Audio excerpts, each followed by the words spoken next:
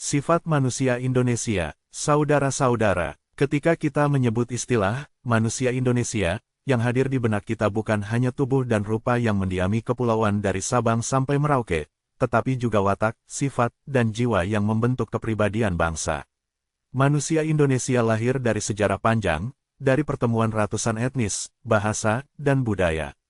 Sejarah itulah yang menorehkan lapisan-lapisan sifat, ada yang luhur, ada pula yang rapuh. Dan untuk memahami siapa kita hari ini, kita perlu bercermin, melihat dengan jujur, sekaligus dengan kasih sayang, pada sifat-sifat manusia Indonesia. Keramahan dan gotong royong. Sifat pertama yang menonjol adalah keramahan. Senyum manusia Indonesia menjadi simbol yang terkenal di mata dunia. Tamu yang datang dari negeri asing selalu kagum karena di pasar tradisional hingga jalan desa, mereka disapa, ditawari duduk, bahkan diberi makanan meski tidak saling kenal. Keramahan ini tidak hanya basa-basi, melainkan bagian dari budaya kekeluargaan yang begitu kuat. Dari keramahan lahirlah gotong royong. Dalam masyarakat pedesaan, ketika seseorang hendak membangun rumah, tetangga akan datang membawa tenaga. Ketika musim panen, semua ikut membantu. Bahkan dalam duka, manusia Indonesia hadir bersama, membantu biaya, menghibur, dan menguatkan. Gotong royong adalah napas kebersamaan yang membuat bangsa ini mampu bertahan menghadapi bencana alam, krisis, dan pergolakan. Munafik dan bermuka dua, namun, di balik senyum itu, ada pula sisi lain. Mohtar Lubis, dalam pidato kebudayaannya tahun 1977, menyebut manusia Indonesia sering kali munafik. Kita pandai menjaga penampilan luar, tetapi kerap berbeda di dalam hati. Kita mengatakan, iya, di depan, tetapi menolak di belakang. Sifat ini lahir dari budaya feodal yang panjang. Di hadapan penguasa, kita belajar tunduk, berkata manis, menjaga harmoni, meski di dalam hati kita menyimpan ketidaksetujuan. Akibatnya, manusia Indonesia sering sulit jujur secara langsung. Kita lebih memilih jalan berputar, menunda, atau menyampaikan lewat sindiran. Munafik bukan hanya dalam percakapan sehari-hari, tetapi juga dalam kehidupan politik dan birokrasi. Kita sering menjunjung tinggi nilai kejujuran secara lisan, tetapi dalam praktik, korupsi dan manipulasi masih merajalela. Enggan bertanggung jawab. Sifat lain yang melekat adalah kecenderungan tidak mau bertanggung jawab.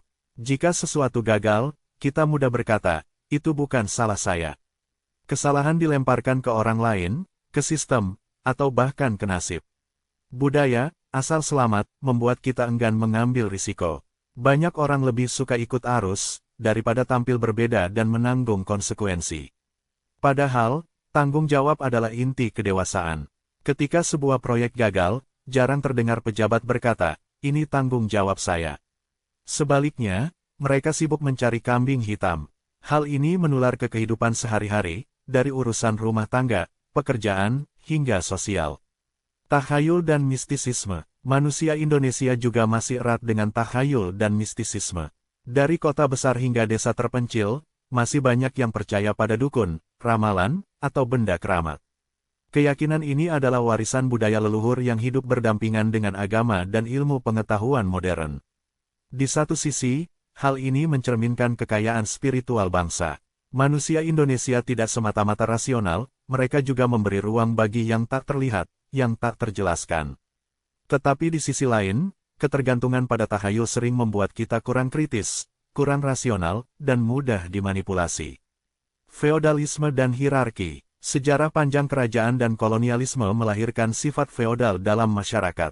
Kita terbiasa melihat orang dalam strata, ada yang dihormati karena jabatan, harta, atau keturunan. Dalam pergaulan manusia, Indonesia seringkali lebih tunduk pada yang lebih tinggi, meski tak selalu benar. Budaya sungkan, ewu pakewu, membuat kita enggan menyampaikan kritik. Kita lebih suka diam, meski tahu ada kesalahan. Akibatnya, budaya diskusi sehat sering terhambat. Kita pandai menghormati, tetapi sering kesulitan menyuarakan kebenaran.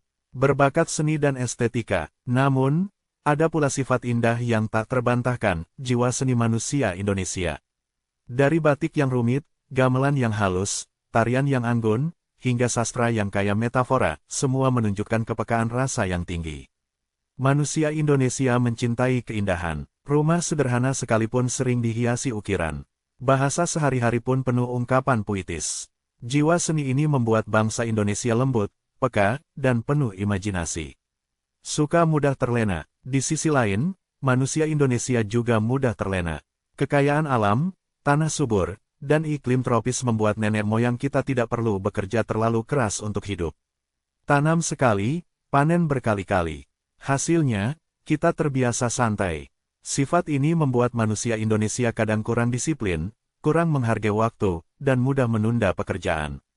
Nanti saja, menjadi ungkapan populer. Sifat ini memang membuat kita tidak terlalu tegang, tetapi bisa melemahkan daya saing di dunia modern. Religius tapi kadang tak rasional. Manusia Indonesia dikenal religius. Di mana-mana kita lihat tempat ibadah berdiri, doa mengiringi setiap langkah, dan ritual menjadi bagian dari hidup. Tetapi, religiusitas ini kadang lebih tampak di permukaan ketimbang dalam perilaku sehari-hari. Banyak orang rajin beribadah, tetapi masih melakukan korupsi. Banyak yang fasih menyebut nilai moral, tetapi melanggarnya dalam praktik.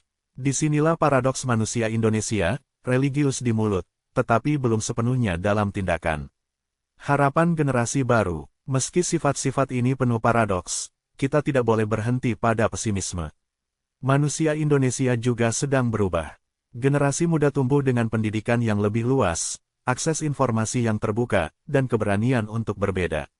Kita melihat banyak anak muda berani berbicara lantang, menolak ketidakadilan, dan menciptakan inovasi.